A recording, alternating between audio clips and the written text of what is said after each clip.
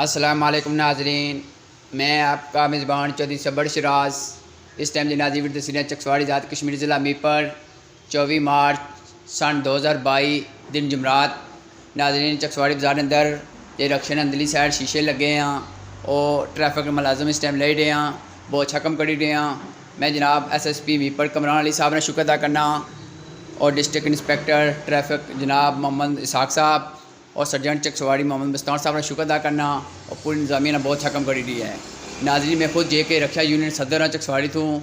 मैं एक गुजारिश करना कि जो बसा अंदर लगे कोस्टर अंदर लगे शीशे सतह वो भी तारा ताकि नाजरीन कानून सब बराबर है। शुक्रिया जज़ाकल्लाह।